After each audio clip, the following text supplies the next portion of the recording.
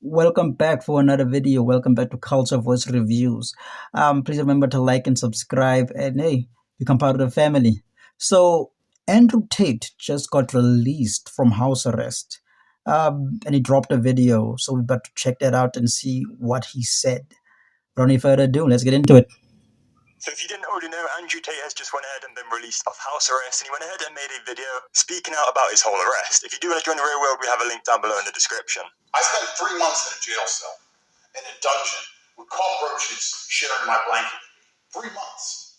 Then I finally got released. 7 months. I've been locked in my house, and today a judge decided to let me go. I want everybody at home to understand exactly why that is. Up until now, all of the imprisonment and the deprivation of my liberty had nothing to do with evidence. It wasn't about evidence in its case file. It was the Romanian judicial system trying to decide if, one, I am a public danger, or two, I am a flight risk. And to be fair to them, I am non-emotional, I am a professional, even when I am suffering. And I understand, as an international man of huge financial resource, it's easy to deem me a flight risk. So my liberty was deprived. Only recently I was charged. This indictment appeared.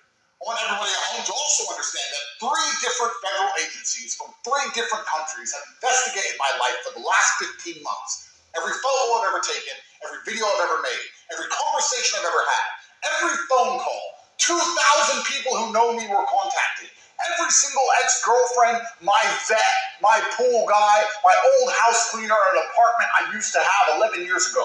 You name them. If they had anything to do with me, no matter how tedious the link, they were contacted and they were interviewed. Hotlines were set up. Billboards were made. Has Andrew Tate ever hurt you? Do you have any information on Andrew Tate? The media was offering £50,000 for anybody who would give a negative story to me. Find another man who has hundreds of ex-girlfriends and not a single one of them rolled on me. Not a single one of them for money would say I'm a bad person. In fact, they would all say the opposite and defend me and stick up for me. You can You're name any. not a man of moral fiber. Find another man who can go through that. There's not another man on the street you could find whose ex-girlfriends who wouldn't turn on him. The media, all over the news. Andrew Tate's the worst man that's ever been. Andrew Tate's a human trafficker. Andrew Tate's a crime boss. He's a crime lord. Andrew Tate has all this money from illicit activities. Every penny I've ever made, all of my bank accounts seized. 15 million euros of assets were taken from me. They've been through every single bank transfer that I've ever sent. All of it, head to toe, to put this indictment together. So when this indictment is finally created, it should be an opera, right? It should be Shakespeare. It should show money transfers, victims, old victims from long ago, videos, pictures, medical records. This indictment should be absolutely bulletproof. The indictment was put together. I was held for 6 months without charge. That's the longest possible time I could be held without charge. The day before they finally submitted this indictment, it took as much time as they could. They took it down to the wire, every minute they could, to get this indictment together. And now the indictment's been put in front of a judge. And what has the judge done?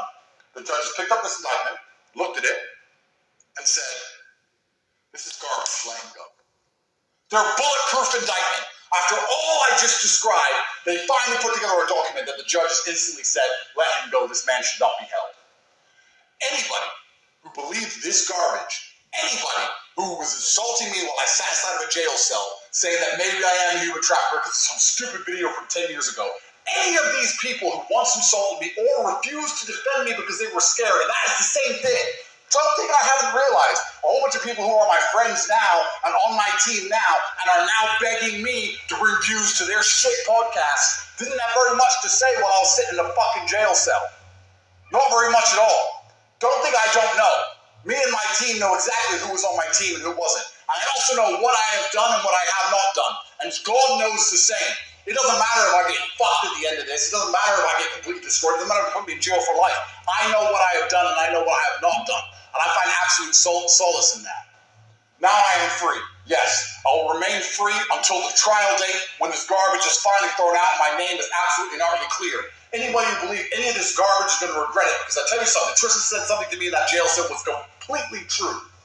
He said, 13 years in the Chateau d'If, and then the world is ours. If you've not read The Count of Monte Cristo, I strongly recommend that you do.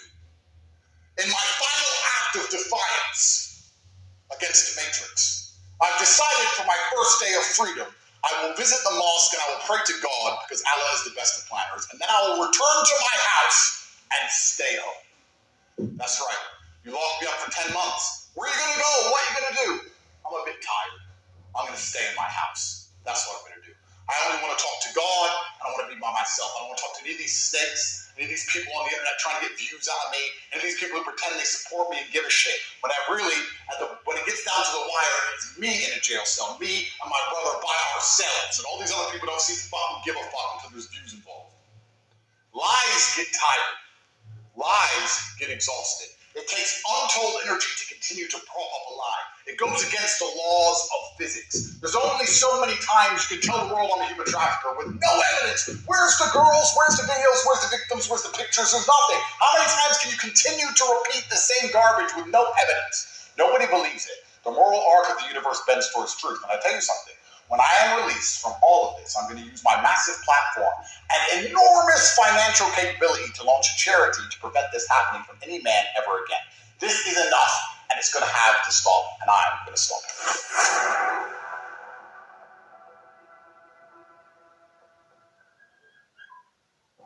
Oh, damn. Okay.